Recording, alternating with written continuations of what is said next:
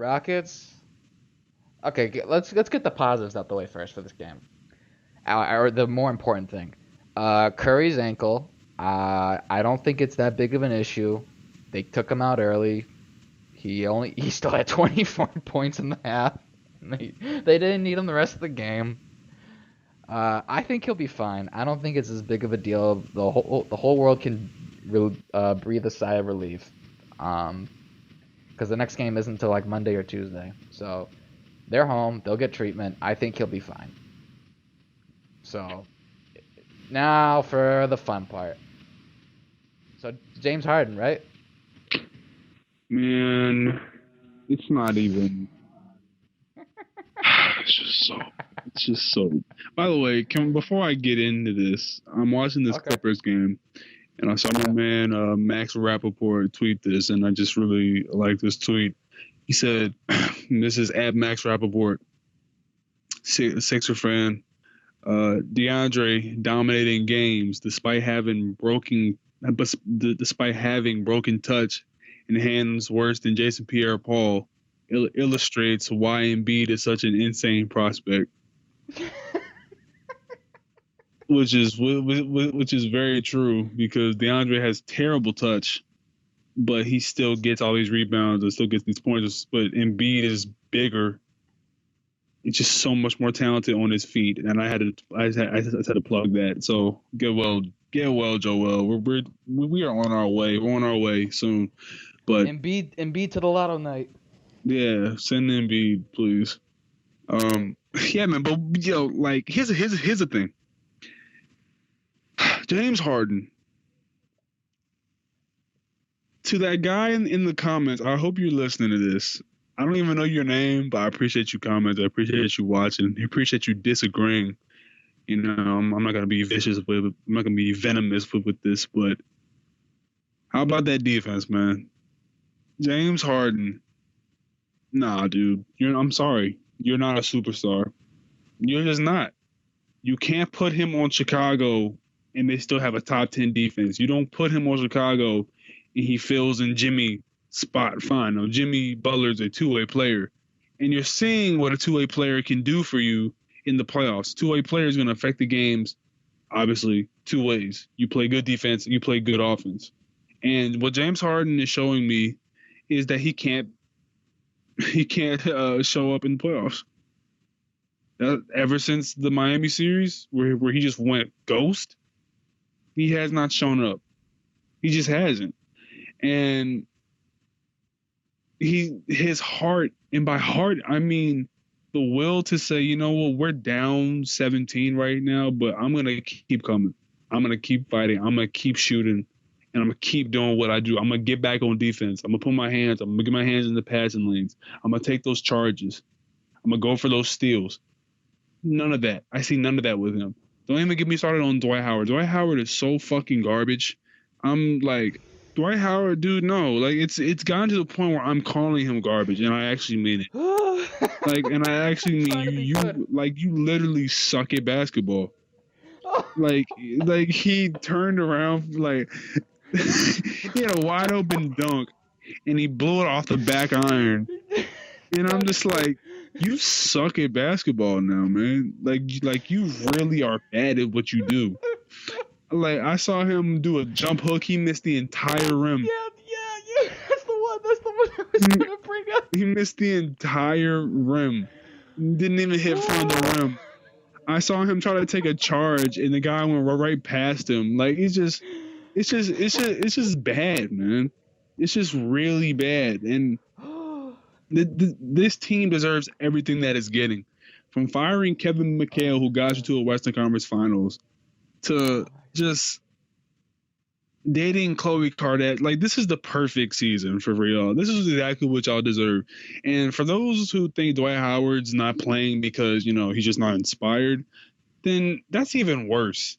Because that means that this is what you do when you get dejected. This is what you do when you don't feel like playing. You're in the playoffs, you dumbass.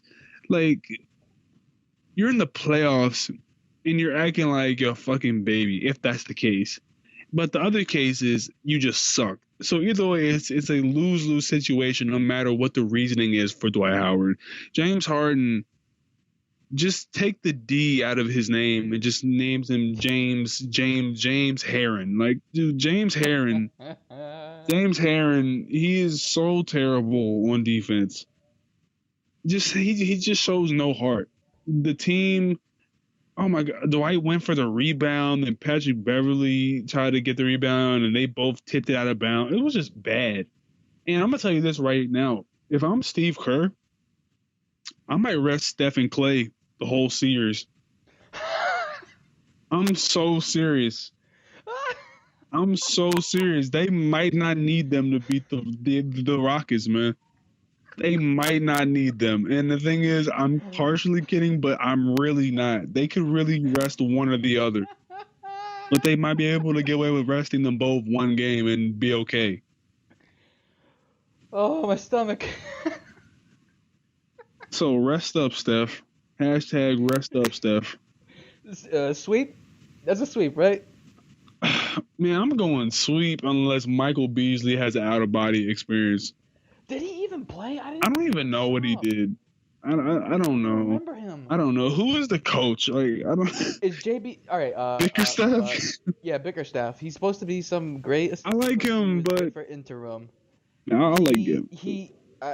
I don't fully blame. I don't blame anyone in that position because I said this from the point Mikhail got fired. This is all on the players. You can see how dejected they were. Like when the Celtics were playing their second best defense efficiency at that point of the season, when they were blowing Houston out by 30 off steals, and you saw no transition defense when they lost the ball. It was like James Harden just stood at half court, literally. Like I just saw like this was just awful, and I felt so bad for Kevin McHale. And then I saw that when it happened after, it was ironic. I think it may have been after that Celtics game or the game after. And he was fired. I'm like, that's bullshit because that's not even his fault. Like he got on their asses. He lit them up, and they still didn't. Nah. Anyway, like, here's my problem with Bickerstaff. Those that thought he might be a good coach. Corey Brewer's in your starting lineup. Terrence Jones has been shelved for the entire season, which I think was a big reason why their defense was so good last season. You have Josh Smith back. Who's playing more minutes over Terrence Jones. He's the answer. KJ McDaniels finally got some meaningful minutes, but it took forever. But he's still not playing consistent minutes, so you don't get to see his defensive prowess. Like he has some nice blocks. What else? Dwight looks dejected as all hell, and he should have went to Milwaukee when he had the chance. He should have fucking opted out. I'm sorry, excuse my language, but he really should have just opted out. Opted into his contract and just go to Milwaukee like they wanted. Because now there's no way in hell you are getting anything close to max money. You are out of your mind, Dwight. I understand get your money, but dude, you have stuff on I think it best encapsulates in this tweet. Like, say he's going to Mark Cuban in the offseason. I think it's Dan Favale on Twitter. Dwight says he's trying to get max money something, and then says Cuban shows his phone of a Vine where he missed that hook shot, and it's just like, you can't be serious. He's playing like shit, dude. I'm sorry. It's just. Also, the most interesting thing, the Patrick Beverly scuffle. Okay, I want to throw this out there. This might be a hot take. Okay. Is Patrick Beverly a good defender? Don't do this. Don't do this. Because I see he's people good. Literally thinking he's a good defender. He's good in the way that I'm trying to think of a comparison. He's not Tony Allen. He's not Avery Bradley. No. I'll give you that. No. Okay. But he's like 2 tiers above Delhi. But like three tiers below. Like 3 tiers below like a Marcus Smart. You know what I'm saying? Okay. So can we agree that he's a mid-level he's a mid-level defender, like. Okay, can we agree that the primary thing about his defense is his quote unquote peskiness to try to get in your face like before the game where he literally got up in Steph's grill for the dap and then hooked up the arm and that started the whole scuffle? Well, I mean, he's a good defender in the way that Lance was that one year. You know what I mean? Like Lance's defense, like his footwork was fucking trash, but no one cared because But I'm a blow in your ear. yeah, no, like no one cared because he was fast enough to keep up with people, and he got his hands on the ball a lot. So that made people say, "Oh, he's a good on ball defender." No, he's not really a good on ball defender. He's just good. He's just fast enough to keep up with people, and he puts his hands. He knows how to use his hands, and that's what can make a better than an average defender. Which I think what Patrick Beverly is. He's a above average defender. He's just not. Okay. He's just not an exceptional defender. Like some people like really thought like I don't know. I saw some things that people were really trying to like make it out like he's like I don't want to say a Curry stopper, but their only answer to like slow him down. Yeah. And I didn't believe it for a minute. Yeah, which is which makes last year's series, last year's finals such an aberration, man. Like, how did Delhi do that? I still don't know how he did. I have to go back and watch that tape, but well, Steph wasn't where he is now, number one. Huh? And number two, I think you're right where you say that it's part of like the antics because I'm gonna throw this out there again. I wish I could find this tweet right now. Oh my god, I'll have to find it later maybe. Delly's the type of defender who may do those quote unquote dirty plays, i.e. Kyle Korver, Al Horford, Taj Gibson, what he did to them in the last playoffs, where he'll quote unquote do hustle plays, but in the meantime it goes too physical and it may cause to hurt people. It's a little dirty. But like it's like the getting in your face. Like I'll put it this way: LeBron wanted an enforcer on his team, a la Kendrick Perkins, what he did to Jay Crowder in the first round series last year. Well, Delly can be your enforcer because he's willing to do those type of plays. Mm-hmm.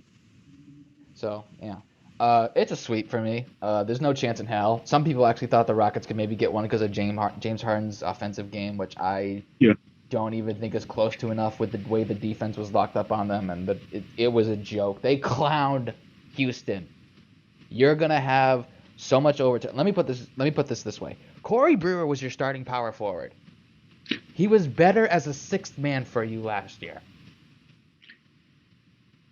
God bless that team. I don't know what's going on, but just blow it up, Daryl Morey.